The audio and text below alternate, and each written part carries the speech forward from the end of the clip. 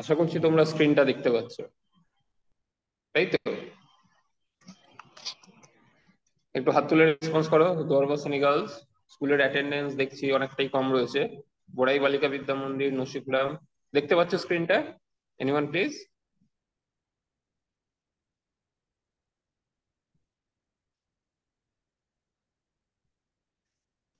ওকে, তোমরা দেখতে পাচ্ছ? একটু হাত তুলে রেসপন্স করো যদি দেখতে পাও। ওকে ওকে ওকে, থ্যাংক ইউ। ওকে, আজকে আমরা আগের দিন বা আগের অনেকগুলো ক্লাস আমরা এন্ডোক্রাইন সিস্টেম বা অন্তঃক্ষরা গ্রন্থি বা তন্ত্র নিয়ে আলোচনা করেছিলাম। আজকে আমরা একটু আলোচনা করব আজ থেকে কিছু স্নায়ুতন্ত্র নিয়ে। আমাদের মানব দেহের, পার্টিকুলারলি প্রাণী দেহের যে সমন্বয় সাধনের কাজটা হয়, সেটা একটা যেমন অন্তঃক্ষরা গ্রন্থি নিঃসৃত বিভিন্ন হরমোনের দ্বারা হয়, আরেকটা মাধ্যম, আরেকটা সিস্টেম, যেটা হচ্ছে কি আমাদের এই সমন্বয়তে প্রচন্ড রকম ভাবে সাহায্য করে। সেটা আমাদের রক্তচাপ নিয়ন্ত্রণ থেকে শুরু করে, আমরা যখন, তোমরা যে স্ক্রিনটা দেখছো, চোখ সেটাকে সেন্স করছে, দেখছে, নির্দিষ্ট কিছু কোষ একটা উদ্দীপনা তৈরি করছে, ব্রেন সেটাকে প্রসেস করছে এবং তোমরা সেটাকে ভাবছো বা খাতায় লিখছো, বা ক্লাসে যখন বোর্ডে কিছু লেখা হচ্ছে, বা কোনো টিচার ম্যাম বা কেউ যখন কিছু বলছে, সেটা আমাদের কানের মধ্যে দিয়ে কিভাবে ব্রেনে প্রসেস হচ্ছে, মস্তিষ্কে যাচ্ছে, এবং সেখান থেকে আমরা আমাদের বিভিন্ন পেশি কোষ কিভাবে সেই উদ্দীপনাটায় সাড়া দিচ্ছে। আমরা যদি ওটাকে উদ্দীপনা হিসাবে দেখি, একটা স্টিমুলাস বা উদ্দীপনা, সেটা চোখ, কান, নাক, আমাদের যে বিভিন্ন ইন্দ্রিয়ের মাধ্যমে গ্রহণ করছি সেটাও হতে পারে, বা ত্বকে উপস্থিত বিভিন্ন স্নায়ুর দ্বারা। তাহলে এবং সেই উদ্দীপনার এগেনস্টে আমরা কি করছি, একটা আহ সাড়া দিচ্ছি উদ্দীপনার এগেনস্টে। তো কিভাবে করছি সেইটা নিয়ে বেসিক্যালি এটা আলোচনা আজকের। যদি দেখা হয়, আমরা, তোমরা হয়তো এটা অনুভব করেছো, কোন একটা গরম কোনো পাত্রে যদি হাত লেগে যায় বা আঙুল লেগে যায়, বা মোমবাতিতে যদি কখনো ছ্যাঁকা লেগে যায়, সঙ্গে সঙ্গে কি হয়, আমাদের ভাবার সময়ের দরকার পড়ে না। যেই গরম অনুভব হয়, সঙ্গে সঙ্গে অটোমেটিক্যালি হাতটা হচ্ছে গিয়ে দূরে সরে যায়। এর জন্য আমাকে স্বেচ্ছায় কিছু কাজ করতে হয় না। যেমন তোমরা এখন বসে রয়েছো, বসে যদি ভাবো এখান থেকে আমি আরেক জায়গায় যাব, তার মানে তুমি কিছু ভাবলে, তার এগেনস্টে কিছু নির্দিষ্ট পেশি উদ্দীপিত হলো, এবং সেই অনুযায়ী তুমি এক পা কি দু পা কি চার পা ফেলে এগিয়ে গেলে। এটা তুমি নিজে ভেবে স্বেচ্ছায় করছো। আর একটা কি হয়, আর একটা ঘটনা যেটা এইখানে তোমরা দেখতে পাচ্ছ, এটাকে বলা হয় রিফ্লেক্স বা প্রতিবর্ত ক্রিয়া। রিফ্লেক্সে কি হয়, আমাদের মধ্যে এমন একটা তন্ত্র যেখানে আমি নির্দিষ্টভাবে নিজেও কিছু কাজ করতে পারি, অথবা আমি নিজের অজান্তে অনৈচ্ছিক ভাবেও শরীরকে প্রোটেক্ট করার জন্য, আমাদের শরীরের প্রাণীদেহের নির্দিষ্ট কিছু মেকানিজম আছে, পদ্ধতি আছে, যার মধ্যে অন্যতম একটা হচ্ছে প্রতিবর্ত ক্রিয়া, যার মধ্যে দিয়ে কি করে, কোনো বড় সড়ো দুর্ঘটনা বা ড্যামেজ হওয়ার আগে সেটা থেকে বাঁচানোর জন্য এইরকম একটা স্নায়ুতন্ত্র দ্বারা নির্মিত একটা রিফ্লেক্স পাথ রয়েছে বা পথ। সেটা কিরকম, আমাদের যখনই ছ্যাঁকা লাগছে, এখান থেকে যে আমাদের যে আঙুলে যে বিভিন্ন ধরনের রিসেপ্টর রয়েছে, তোমরা জানবে আমাদের কেন শীত অনুভব হয়, বা এখন যে গরমে বাইরের তাপমাত্রা যখন বাড়ছে তখন তোমাদের গরম অনুভব হচ্ছে আমাদের প্রত্যেকে। তার কারণ কি, আমাদের ত্বকের ওপরে বিভিন্ন নিউরন, নিউরন শব্দটা আমি প্রথম আনছি। Anyone who knows neuron, what is neuron? তোমাদের জানা আছে নিউরন কাকে বলে, বা নিউরন জিনিসটা কি? স্নায়ু বা নিউরন,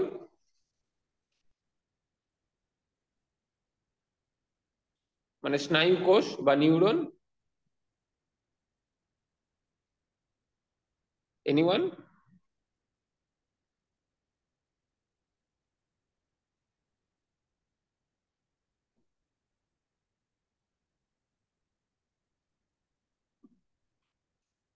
বোড়াই বালিকা বিদ্যা মন্দির, নসিগ্রাম হাই স্কুল,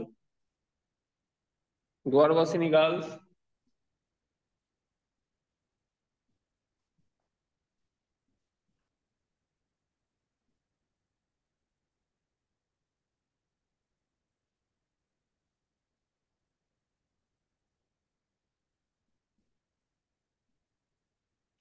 ওকে, নিউরন হচ্ছে স্নায়ুতন্ত্রের বেসিক্যালি একটা গঠনগত এবং কার্যগত একক বলা হয়।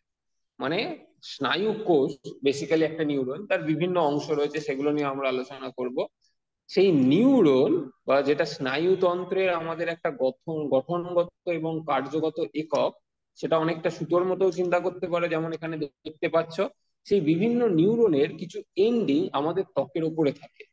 তারা কি করে, কিছু নিউরন হচ্ছে গিয়ে পরিবেশ ঠান্ডা হলে উদ্দীপিত হয়, আবার কিছু নিউরন পরিবেশের তাপমাত্রা বেড়ে গেলে বা হাত কোনো গরম কিছুতে ঠেকলে, বা আমরা যখন বরফে হাত দিচ্ছি একটা ঠান্ডা কিছুতে ঠেকলে, দুটো বিভিন্ন ধরনের অন্য দুটো আলাদা নিউরন উদ্দীপিত হয়, এবং সেই অনুযায়ী সেই খবরটা যায় হচ্ছে কি আমাদের স্নায়ুতন্ত্রে, আমাদের উচ্চতর স্নায়ুতন্ত্র বা হায়ার ব্রেন সেন্টারে যেতে পারে, বা আমাদের স্পাইনাল কর্ড সুষুম্না স্নায়ুতেও আহ যেতে পারে, স্পাইনাল কর্ডেতে। ঠিক আছে? তো এইটা একটা যেমন প্রতিবর্ত ক্রিয়া দেখছো, আমি এর কম্পোনেন্ট গুলো এখন বলছি না, ওগুলো আমরা পরে আলোচনা করব। আরেকটা কি হতে পারে, ধরা যাক রাস্তায় চলতে চলতে পায়েতে কিছু ফুটে গেল পায়েতে কিছু, সেটা পেরেক বা কোনো পাথর, কি হয় সঙ্গে সঙ্গে পাটা হচ্ছে কি কিন্তু উঠে যায়। এটা কি পেন স্টিমুলাস বলা হয়। পেন মানে যন্ত্রণা, স্টিমুলাসটা কি যন্ত্রণা, পেন মানে পিন ফুকে গেছে, তো সেখান থেকে হচ্ছে গিয়ে পেন স্টিমুলাস, সেটা উদ্দীপিত হচ্ছে। সেখানে কিছু রিসেপ্টর কোষ থাকে যারা সেই উদ্দীপনাটাকে গ্রহণ করবে, এবং আমাদের পায়ের মধ্যে দিয়ে যে স্নায়ুতন্ত্র, সেটার মধ্যে দিয়ে আমাদের স্পাইনাল কর্ডে পাঠাবে। স্পাইনাল কর্ড কি করতে পারে, সেখান থেকে একটা হচ্ছে গিয়ে ব্রেনে পাঠাতে পারে, মস্তিষ্কে খবর, মস্তিষ্কে পাঠাবে।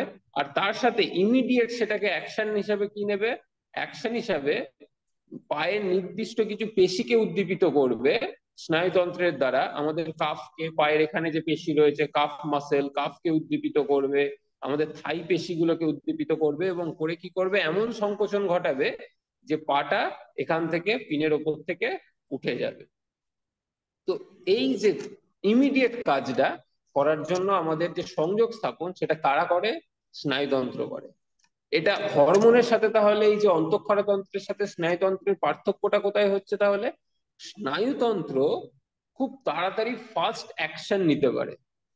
সেখানে কোনো অ্যাকশন যদি অন্তঃক্ষরা তন্ত্রকে, আমাদের শরীরের কোনো কার্যকলাপকে নিয়ন্ত্রণ করতে হয়, ধরা যাক গ্রোথ হরমোন, ধরে নেওয়া যাক হচ্ছে গিয়ে কোনো অ্যাড্রিনাল গ্রন্থি থেকে নিঃসৃত কোনো হরমোন, কর্টিজল, বা আমাদের স্ট্রেস হরমোন যেটার আর এক নাম, অথবা আমাদের যে ইনসুলিন এবং গ্লুকাগন যেটা হচ্ছে অগ্নাশয় থেকে ক্ষরিত হয়, প্যানক্রিয়াস থেকে, সেগুলো ক্ষরণ হতে কিন্তু বেশ কিছুটা সময় নেয়, তারপরে হচ্ছে গিয়ে সেটা গিয়ে কাজ করে নির্দিষ্ট অঙ্গের উপরে। কিন্তু স্নায়ুতন্ত্র হচ্ছে গিয়ে প্রচন্ড র্যাপিড একটা কাজ করতে পারে। তাহলে আমাদের পরবর্তী যেটা জানতে হবে, এই স্নায়ুতন্ত্রের গঠনটা কিরকম, আর কি কি কি ধরনের স্নায়ুতন্ত্র আছে, সেগুলো নিয়ে আমরা আলোচনা করব।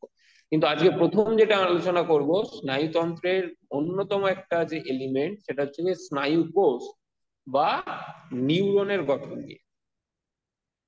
নিউরনের গঠন,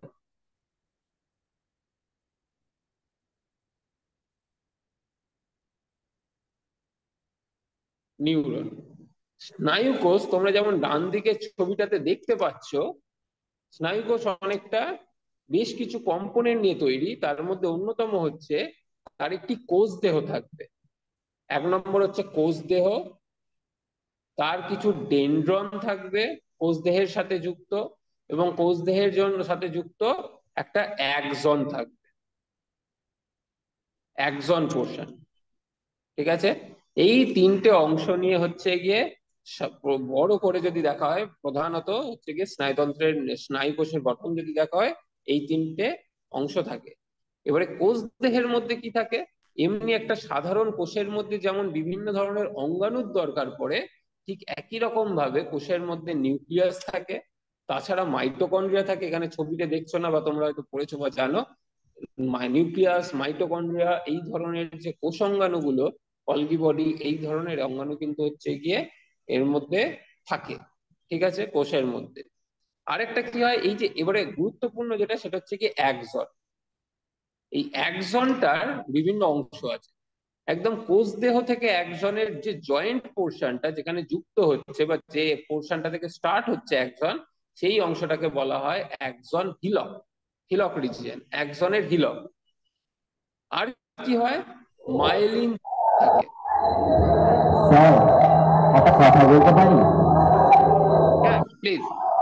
হ্যাঁ স্যার, বলছিলাম আমি শিবপুর এসএসপিএস বিদ্যালয় থেকে বলছি। হ্যাঁ হ্যাঁ বলো শিবপুর। হ্যাঁ, বলছিলাম যে আমাদের এই neuron chapter private first summative পরীক্ষা হয়ে গেছে, তো স্যার সেকেন্ড সামিটিভের জন্য একটু নতুন কিছু পড়াতে হলে ভালো হতো। তোমার কথাটা কেটে কেটে গেল। স্যার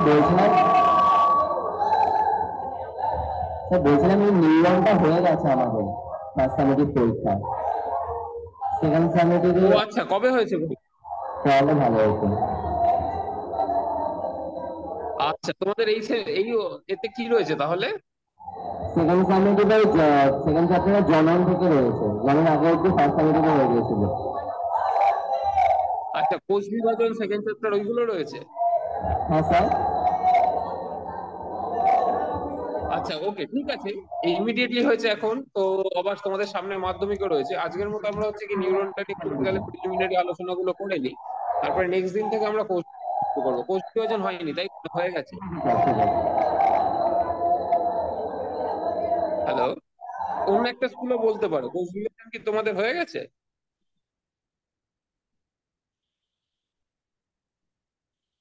শিবপুর।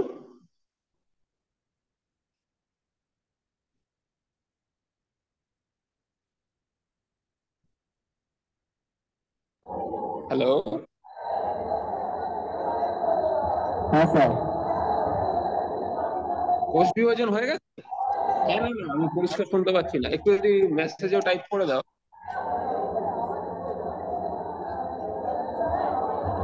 বা অনেকবার বলতে পারো। স্যার। কোষ বিভাজন হয়ে গেছে? হ্যাঁ স্যার, ওটা হয়ে গেছে। আচ্ছা, তাহলে তোমাদের প্রথম এবং দ্বিতীয় চ্যাপ্টার বংশগতি থেকে কি, বংশগতি থেকে বাকি রয়েছে? না স্যার, দ্বিতীয় সেমিস্টারে কোর্স বিভাজনটা হয়েছে, জননের দিকটা বাকি আছে। জানি না কোনো কারণে ভিডিও অডিও এবং প্রচুর ইকো হচ্ছে এবং মাইক্রোফোনটা তোমাদের নয়েজ আছে এবং তোমাদের দেখাও যাচ্ছে না। আমি গর্ভাসিনী গার্লসকে দেখতে পাচ্ছি। নন্দীগ্রামকে অন অফ হচ্ছে ভিডিওটা। বলছিলাম কোর্স বিভাজনের দিকটা হয়ে গেছে, কিন্তু জননের দিকটা সেকেন্ড চ্যাপ্টারে যেটা আছে ওটা হয়নি। আচ্ছা, কোষ বিভাজনের দিকটা হয়ে গেছে কিন্তু মাইটোসিস মিওসিস হয়ে গেছে, ওকে। হ্যাঁ স্যার। উদ্ভিদের পার্টটা হয়নি বললে? উদ্ভিদের জনন বা তারপরে এই যেগুলো হয়নি। ও আচ্ছা ওকে। তারপর থেকে বাকি পোর্শন গুলো বংশগতি ওইগুলো সব বাকি আছে তাই তো? হ্যাঁ। আচ্ছা আচ্ছা ওকে। ঠিক আছে, আজকের মতো আমরা নিউরনটা নিয়ে আলোচনা করি। তারপরে হচ্ছে কি নেক্সট দিন থেকে তাহলে এটা কি সব স্কুলের ক্ষেত্রে একই কথা প্রযোজ্য নাকি শুধু শিবপুর? ঠিক আছে, ঠিক আছে স্যার। ওকে, নো প্রবলেম। আমরা আশা করি বইয়ের বাইরেও কয়েকটা জিনিস আলোচনা করছি। তার কারণ হচ্ছে তোমাদের নার্ভাস সিস্টেমে আমি দেখলাম না, মানে দেখিনি যখন পড়ছিলাম, বা আমি হয়তো মিসও করে থাকতে পারি। উম, বিভিন্ন ধরনের এই যে ইউনিপোলার বাইপোলার নিউরন গুলোর যে বিভিন্ন কাজগুলো, সেগুলো ঠিক আছে। আমি একটু কয়েকটা জিনিস এখানে হচ্ছে কি তাহলে হাইলাইট করছি আজকের ক্লাসে। এটা হচ্ছে, ওকে শিবপুর মাইক্রোফোনটা অফ করে দিতে পারো।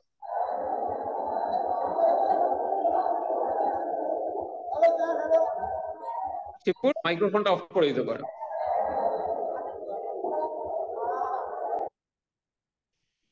ওকে। তাহলে আমরা হচ্ছে গিয়ে জানতে পারলাম আমি হচ্ছে গিয়ে এগুলো তোমাদের পরীক্ষায় অলরেডি একটা ইউনিটে হয়ে গেছে কিছুদিন আগেই। ওকে, তাও আমরা বেসিক কয়েকটা জিনিস তাহলে একটুখানি যেহেতু শুরু করেই ফেলেছি, আজকে আর আমি অন্য একটা জিনিস হচ্ছে গিয়ে স্টার্ট করছি না, তার বদলে এটাকে একটু কন্টিনিউ করছি, বা তার বাইরের কিছু জিনিস হচ্ছে গিয়ে আমরা আজকে আলোচনা করছি, ঠিক আছে? এবারে যে সিগন্যাল ট্রান্সমিশন, নিউরনের কাজ কি সিগন্যাল ট্রান্সমিট করা, ঠিক আছে? সেই সিগন্যাল ট্রান্সমিশনের মেকানিজমটা যদি দেখা হয়, কখনো কখনো কিছু উদ্দীপনা খুব দ্রুত আমাদের মস্তিষ্কে বা আমাদের পেশিতে পৌঁছানোর দরকার পড়ে, আবার কখনো কখনো খুব উদ্দীপনাটা একটু আস্তে আস্তে পৌঁছলেও অসুবিধা হয় না। তার উপর নির্ভর করে নিউরনকে দুটি ভাগে ভাগ করা হয়। যদি স্ক্রিনটা দেখো, আশা করি স্ক্রিনটা দেখতে পাচ্ছ। দেখো, এখানে হচ্ছে কি একটাকে বলা হয়, আচ্ছা নিউরনের যেটা আমি একটু আগে এখানে আলোচনা হচ্ছিল বা কথা, একজনের মধ্যে কি থাকে, মাইলিন শীথ থাকে এবং নোড অফ র্যানভিয়ার থাকে। কিন্তু আমাদের শরীরে এমন বেশ কিছু নিউরন রয়েছে, নিউরনের একজন, যেখানে মাইলিন শীথ হচ্ছে গিয়ে কম থাকে বা থাকে না, একইভাবে নোড অফ র্যানভিয়ারও কম থাকে বা হয়তো নোড অফ র্যানভিয়ারটা থাকছেই না। তার ফলে কি হয়, তার ফলে তোমরা দেখতে পাবে নিউরনকে অনেকটা এইরকম দেখতে লাগে। যার হচ্ছে গিয়ে কোষ দেহ রয়েছে, তার বেশ কিছু ডেনড্রন রয়েছে, এখানে ডান দিকেও দেখতে পাচ্ছ কোষ দেহ রয়েছে, ডেনড্রন রয়েছে, এবং তার একজনটাতে কি রয়েছে, নোড অফ র্যানভিয়ার রয়েছে এবং সোয়ান কোষ রয়েছে, সেগুলো থাকে। আবার কারোর কারোর ক্ষেত্রে হচ্ছে কি সেই নোড অফ র্যানভিয়ারটা হচ্ছে গিয়ে থাকে না, যেমন দেখতে পাচ্ছ, বা মাইলিন শীথ হচ্ছে গিয়ে থাকে না। এই কন্ডাকশন মানে এই যে উদ্দীপনা বা নিউরনের মধ্যে কি ইলেকট্রিক্যাল কারেন্টের মতো কিছু আয়নিক চেঞ্জ হয়। কি হয় উদ্দীপনাটা, তোমরা আমি জানি না কতটা তোমরা বুঝেছো, কিন্তু উদ্দীপনা হচ্ছে একটা ইলেকট্রিক্যাল কারেন্টের মতো, যেখানে কিছু আয়নিক চেঞ্জেস হয়। আয়ন মানে তোমরা হয়তো সোডিয়াম এবং পটাশিয়ামের বেশ কিছু পার্থক্য হয়। তার ফলে যে সেই পার্থক্যটার ফলে যে পজিটিভ বা নেগেটিভ চার্জের উৎপন্ন হয়, সেটাই কিন্তু আমাদের কোষ দেহ ডেনড্রন রিসিভ করে। কোষ দেহ থেকে সেটা হচ্ছে কি একজনের মধ্যে দিয়ে আমাদের একজন টার্মিনালে, একজনের যে শেষ প্রান্ত, সেখানে হচ্ছে গিয়ে পৌঁছে যায়। তাহলে তোমরা ছবিতে যেমন দেখতে পাচ্ছ, যদি যাদের মাইলিন শীথ যেসব নিউরনের থাকে, সেখানে এই কন্ডাকশনটা প্রচন্ড দ্রুত হয়। যেমন ভিডিওতেও দেখতে পাচ্ছ এই জিআইএফটাতে, যে কোষ দেহ থেকে নীল রঙের যে উদ্দীপনাটা, ইলেকট্রিক্যাল কারেন্ট, সেটা হচ্ছে গিয়ে একজন টার্মিনালে অনেক দ্রুত পৌঁছচ্ছে। কম্পেয়ার টু সেটার সাথে যদি তুমি বাঁ দিকেরটার তুলনা করো, সেখানে দেখতে পাচ্ছ কোষ দেহ থেকে উদ্দীপনাটা অনেক ধীরে ধীরে নিচের দিকে নামছে, বা সেখান থেকে একজন টার্মিনালে পৌঁছবে। এই অনুযায়ী হচ্ছে গিয়ে কোষ দেহ মানে নিউরনকে দুটো ভাগে ভাগ করা হয়। সেই ভাগগুলো কি কি বলতে পারবে এনিওয়ান? এই নিউরন দুটোর নাম কি, কি ধরনের নিউরন বলা হয় এই দুটো নিউরনকে? তোমাদের হয়ে গেছে?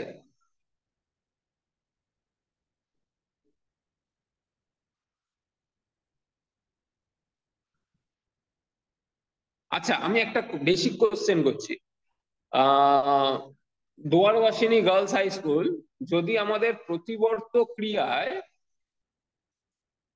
বাম দিকে যে নিউরনটা দেখতে পাচ্ছ, যেখানে আমার কার্সারটা রাখা, যদি প্রতিবর্ত ক্রিয়ার নিউরন গুলো এই রকমের হতো তার গঠন, সেটা ভালো, নাকি প্রতিবর্ত ক্রিয়ার নিউরন গুলো যেগুলো ইনভলভ হচ্ছে হাত থেকে বা পা থেকে, সেটা যখন স্নায়ুতন্ত্রে আমাদের যে স্পাইনাল কর্ডে পৌঁছচ্ছে, সেখান থেকে আবার বিভিন্ন পেশিতে উদ্দীপনাটা যাচ্ছে গ্রাহক বাহক হয়ে, তাহলে সেই যে নিউরন গুলো যারা খবরটাকে নিয়ে যাচ্ছে বা নিয়ে আসছে স্পাইনাল কর্ড থেকে পেশিতে, সেগুলো ডান দিকের নিউরনটার মতো হলে ভালো হয়? এনিওয়ান? নসিগ্রাম, শিবপুর,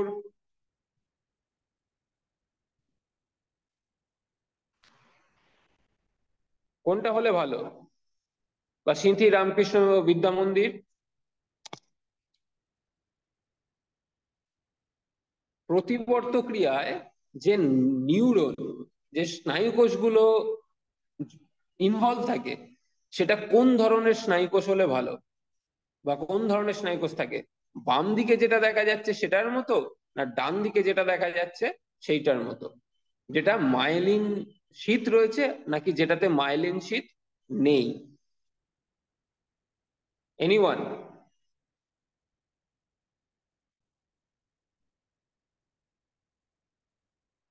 হ্যাঁ বলো, দোয়ারবাসিনী, মাইক্রোফোন অন করে।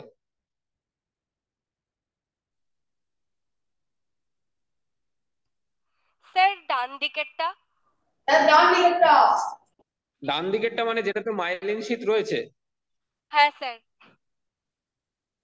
ওকে, হ্যাঁ কারেক্ট। প্রতিবর্ত ক্রিয়ায় মাইলিন শীথ যুক্ত নিউরন যেগুলো, সেগুলোই হচ্ছে কি পুরো গঠনটা যদি দেখা হয় সবকটা নিউরনই মাইলিন শীথ প্রচুর থাকে, এবং তাতে node of Ranvier. Node of Ranvier থাকার সুবিধাটা কি, উদ্দীপনাটা লাফাতে লাফাতে যায়, উদ্দীপনাটা নোড অফ র্যানভিয়ারে লাফাতে লাফাতে জাম্প করতে করতে যায়, সেই কারণে মাইলিন। তাহলে কি হতো, যদি না থাকতো, তার বদলে যদি মাইলিন নেই এরকম নিউরন যদি ওখানে থাকতো, কি হতো, হাতটা গরম চাটুতে ঠেকে রয়েছে বা গরম জলের মধ্যে ডুবে রয়েছে, কিন্তু খবর পৌঁছচ্ছে ব্রেনে অনেক দেরিতে, মানে স্পাইনাল কর্ডে, স্পাইনাল কর্ড থেকে খবর আবার হচ্ছে গিয়ে যাচ্ছে পেশিতে, সেটাও পৌঁছতে দেরি হলো, ততক্ষণে দেখা গেল ফোসকা পড়ে সেই জায়গাটা হয়তো পুড়েই গেছে, বা একটা আলপিনের ওপরে পা পড়েছে, সেখান থেকে যখন দ্রুত পাটা সরিয়ে নেওয়ার বদলে সেই খবরটাকে প্রসেস করতে, উদ্দীপনাটাকে প্রসেস করতে এত সময় লাগতো, যে যার ফলে দেখা যেত পেরেকটা হয়তো পুরো অনেকটাই ঢুকে গেছে পায়ের মধ্যে। কিন্তু সেই জিনিসটাকে প্রোটেক্ট করার জন্য, একদম ঠিক বলেছো, মাইলিনেটেড নিউরন। তো সেই অনুযায়ী নিউরনের গঠনকে যদি দেখা হয়, দুটো ভাগে ভাগ করা যায়। গঠনগত দিক থেকে দু ধরনের আমাদের শরীরে নিউরন রয়েছে, একটাকে বলা হয় মাইলিনেটেড, আর একটাকে বলা হয় আনমাইলিনেটেড। ডান দিকে যেটা মাইলিন শীথ রয়েছে সেটাকে মাইলিনেটেড নিউরন বলা হয়, যেটাতে নেই সেটা হচ্ছে আনমাইলিনেটেড নিউরন। ঠিক একইভাবে নিউরনের গঠন অনুযায়ী আরেকটা ক্লাসিফিকেশন করা হয়, সেটা হচ্ছে কি নিউরনের মধ্যে কোন জায়গাটাতে আমার কোষ দেহটা রয়েছে, location of the cell body কোথায় রয়েছে, সেইটার উপরে নির্ভর করে হচ্ছে গিয়ে হয় সেটাকে ইউনিপোলার নিউরন বলা হয়, বা বাইপোলার, দুদিকে পোল রয়েছে সেরকম নিউরন বলা হয়, বা মাল্টিপোলার নিউরন বলা হয়। ঠিক আছে, যেমন আমাদের কি, যেটা ডান দিকের এই ছবিটা দেখছো, এটা বেসিক্যালি মাল্টিপোলার নিউরন। কেন, কারণ এর একটা নির্দিষ্ট একটা সিঙ্গেল অ্যাক্সন, একটাই মাত্র অ্যাক্সন রয়েছে, এবং প্রচুর ডেনড্রন রয়েছে, মাল্টিপল ডেনড্রাইটস রয়েছে মাথার উপরে। ডেনড্রন গুলো কি করে, জেনারেলি সাধারণত ডেনড্রনের কাজ হচ্ছে কি আগের নিউরনটা থেকে ইনফরমেশনকে রিসিভ করা, নেওয়া, আর পরেরটা সেখান থেকে নিউরনের উদ্দীপনাটাকে কোথায় পাঠানো, একজন টার্মিনালে পাঠানো, এবং একজন টার্মিনাল কি করে, বেশ কিছু নিউরো ট্রান্সমিটার রিলিজের মাধ্যমে সেই বার্তাটাকে পরেরটাতে। একজন টার্মিনালের কাজ কি, যদি একজন টার্মিনাল দেখা হয়, একজন টার্মিনালের মধ্যে প্রচুর সাইন্যাপটিক ভেসিকল থাকে, তাদের মধ্যে কি থাকে, নিউরো ট্রান্সমিটার থাকে, সেও নিউরো ট্রান্সমিটার গুলো সাইন্যাপটিক ভেসিকলটা যখন পর্দায় এসে রিলিজ করে দেয় নিউরো ট্রান্সমিটার গুলোকে বাইরে, সেই নিউরো ট্রান্সমিটার গুলো পরবর্তী নিউরনের যে ডেনড্রন রয়েছে সেখানে কি থাকে, বেশ কিছু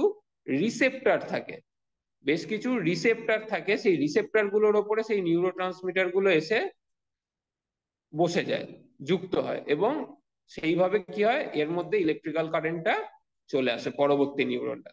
এই ঘটনাটা হচ্ছে কি কন্টিনিউয়াসলি হয়ে চলেছে।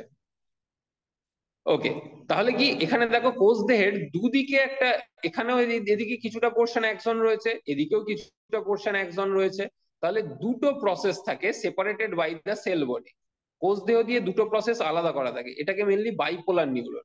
ইউনিপোলার নিউরন কাকে বলছে, ইউনিপোলার নিউরনে একটা লম্বা ইলংগেটেড প্রসেস থাকে, আর যেখানে সেল বডি তার একদিকে থাকে, মাঝখানে থাকে না, তার বদলে একটা সাইডে থাকে, এবং সেখান থেকেই দুটো প্রসেস তৈরি হয়, এটাকে বলা হয় ইউনিপোলার নিউরন। এখানে আমাদের বিভিন্ন মস্তিষ্ক বা আমাদের স্নায়ুতন্ত্রের মধ্যে এই ধরনের বিভিন্ন স্ট্রাকচারের হচ্ছে কি নিউরন দেখতে পাওয়া যায়। ঠিক আছে, যেহেতু হয়ে গেছে আজকের মতো এই পর্যন্তই, এখানেই রেস্ট্রিক্ট করছি, নেক্সট দিনকে আমরা অন্য একটা টপিক নিয়ে স্টার্ট করবো। ঠিক আছে, আশা করছি কিছু ইনফরমেশন হয়তো নতুন থাকলেও থাকতে পারে, অথবা তোমরা হয়তো সবটাই আগে অলরেডি পড়ে ফেলেছো। ঠিক আছে, থ্যাংক ইউ এভরিওয়ান। কারোর কোনো কোশ্চেন আছে, কোনো কোশ্চেন বা কোনো ডাউট নার্ভাস সিস্টেম থেকে, যদি থাকে জিজ্ঞেস করতে পারো, আদারওয়াইজ ইউ ক্যান লিভ। ওকে, কারোর কোনো কোশ্চেন বা কারোর কোনো ডাউট আছে?